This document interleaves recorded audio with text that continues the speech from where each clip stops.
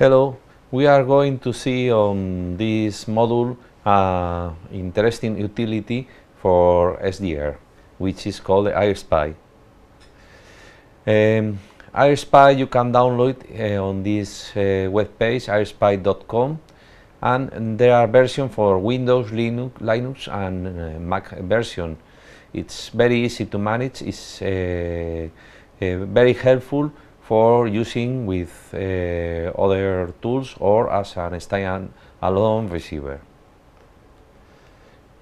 It has some small problems for installing, so you have to follow the start guide because it can handle many different devices.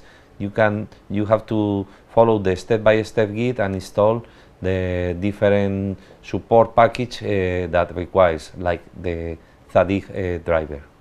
So let's see how it works. We open the program, SDR, and here we have the menu, the configuration menu for the different parameters.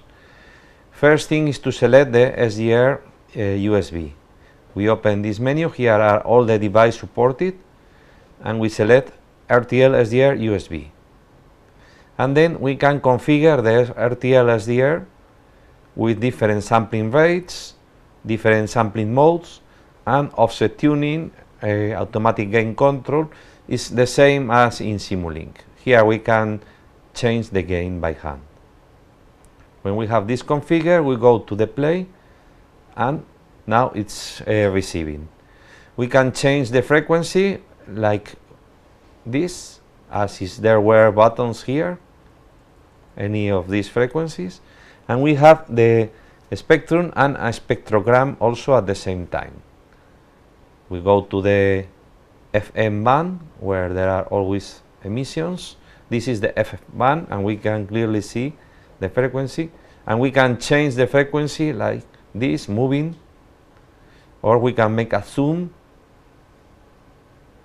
of one special frequency, or we can change the contrast. This is for the spectrogram here, and the range, which is the gain in some ways, and the offset, which is the reference value, normally to the minimum. And also we can demodulate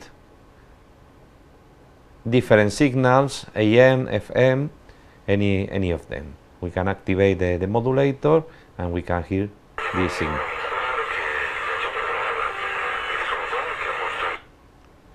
And there are many other facilities for audio, for the FFT display with different types of window. And this tool is very useful for spectral scanning.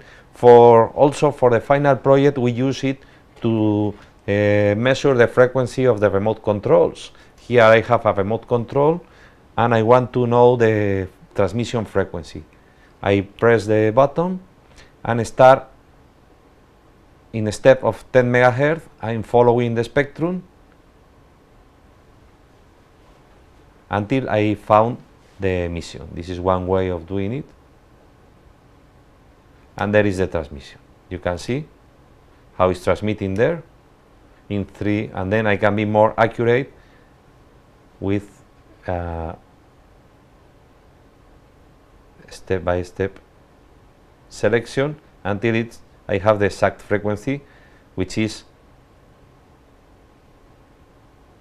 this,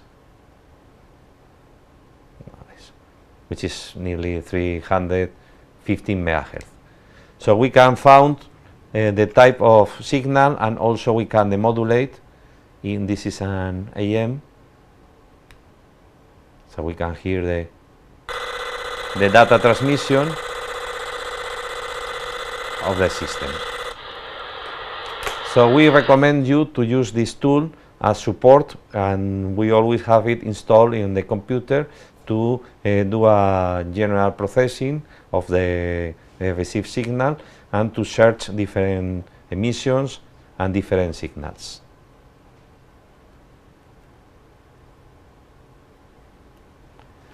Thank you for your attention.